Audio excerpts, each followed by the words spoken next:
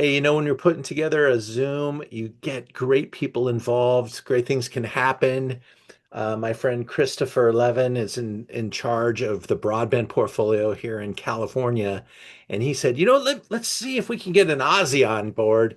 And he went straight to the source. Andrew Moody is the export manager for Tyrrell's Semillon or Semelon, as you guys call it down there, right? And this is the VAT1 iteration, which is quite famous.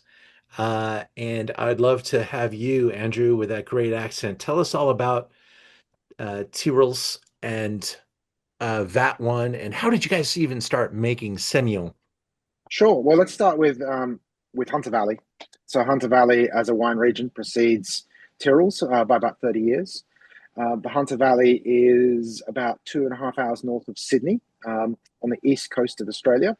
We, well, certainly people overseas think of Australian wine, their minds very much focus on that big, heavy style of Shiraz that we get from the Barossa.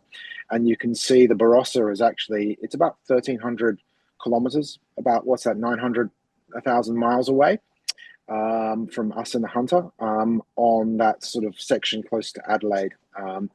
So the styles of wines that we get from the Hunter region is very, very different. The weather, the climates, the soils.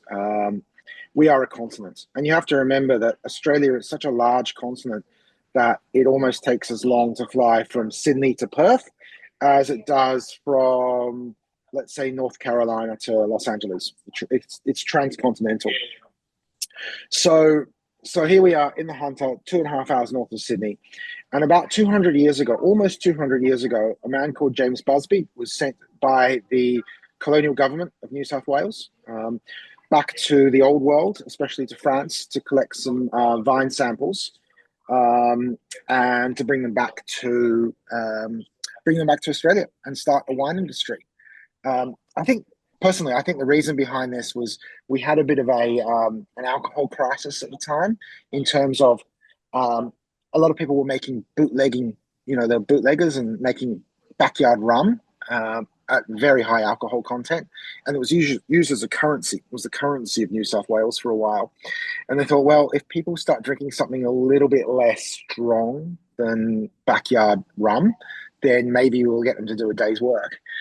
So that's probably the foundation of the reasoning behind founding a wine industry in Australia. So Busby went over to the old world. He came back with cuttings, which he collected from all across France, Italy, Spain, and he brought them back to the Botanic Gardens in Sydney. And the government took most of those samples, and a lot of those samples became the foundation of the Barossa, of McLaren Vale. When we talk about those old bush vines of Grenache and Shiraz that we have over in Barossa, those come from those original Busby plantings. But Busby was good enough to hold some of those cuttings for himself, and he had a small family property up in the Hunter, and he planted those vines.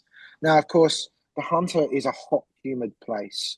We are about 50 kilometers inland.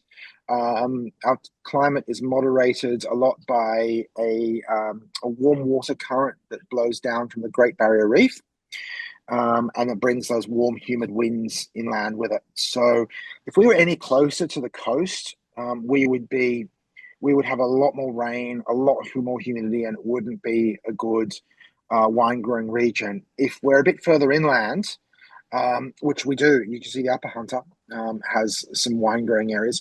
It's good as well, but we're kind of in this little sweet spot where it's a mixture of that humid coastal breeze crossing with some of the dry inland breezes, and the soils in some of the places that we grow on just happen to be right. So it wasn't anything by design. It was just luck. That looks like a HVD vineyard actually, planted in 1908. Hmm. So that was Busby in 1828. Then 30 years later, Edward Tyrrell landed on a boat, coming out as a free settler from the UK. Uh, the man was a city boy. He didn't know anything about farming, but he was determined to become a farmer. And he was too late to buy cattle property, all the good cattle. I should say the milk. I should say milk cow properties.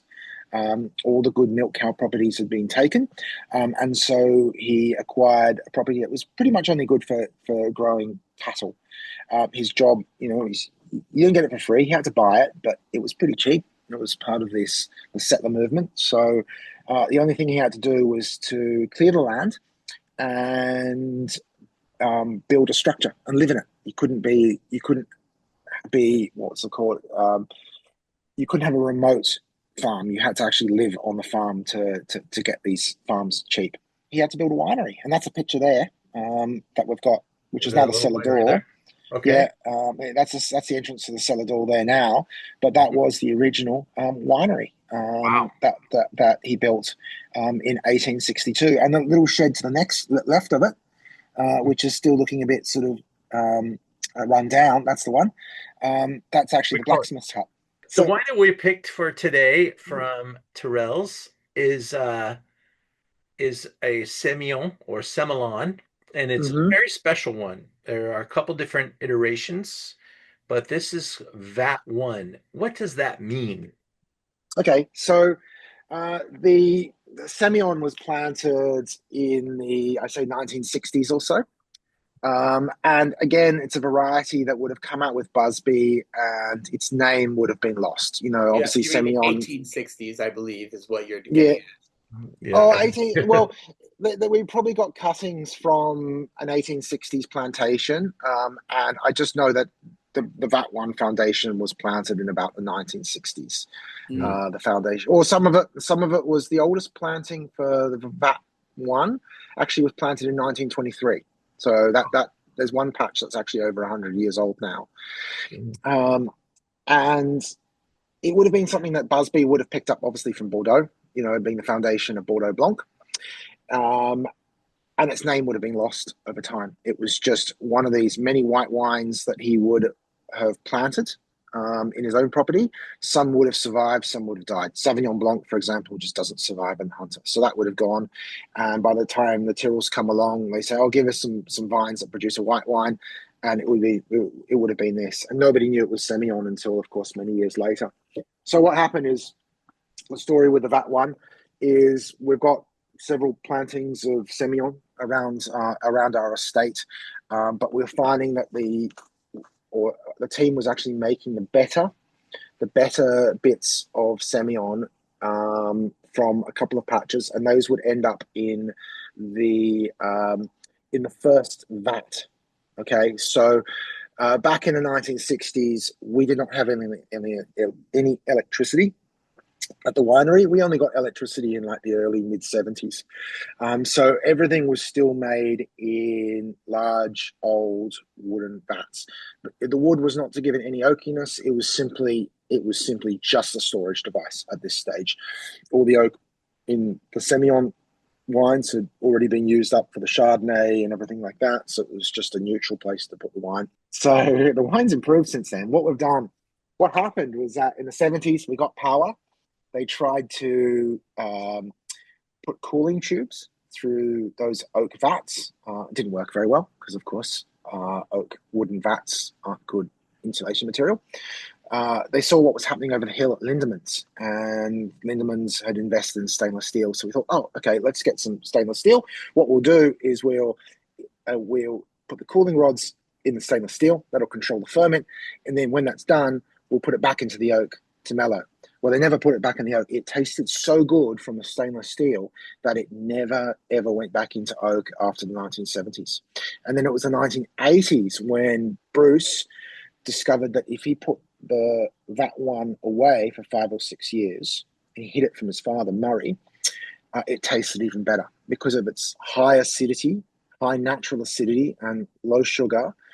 It's a wine that turns out it could age for a long time. And Bruce would hide the wine, and then after 5 or 6 years, he would bring it out, and he entered it into all these competitions, and it just won gold medal after gold medal after gold medal. In the life of VAT1 from the 1960s, it's Australia's most awarded white wine. It's won over 5,500. I think this count was done like 10 years ago, so it's probably over 6,000 now. Over 6,000 medals, awards, accolades, and so it's now regarded, as Australia's most awarded white wine. Low in alcohol. Mm-hmm. and Naturally. naturally, Yep. and something that you can put in your cellar.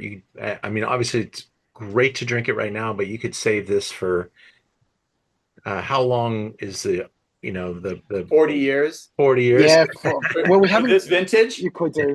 this is a wine that benefits some bottle age. Like you said, it's released to start drinking today. But I also feel like what's really cool is you can stand this upright in your cellar as opposed to having to find a slot to store it on its side because of the beauty of the screw cap. And Andrew, remind me, are you guys going to be releasing any large format in the US market in the future? I'm not sure what's available at this stage. I'm afraid, Chris.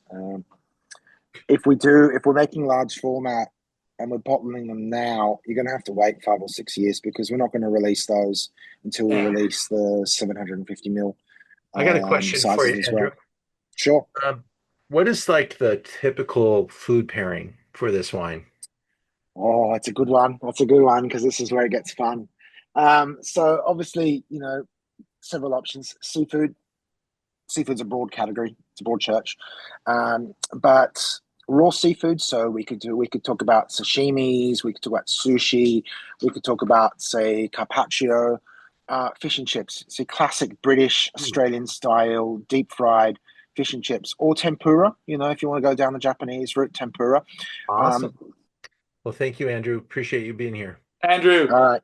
Thanks, namaste. We'll guys. talk later. Thank you so Of much. course. All Bye right. bye. See you.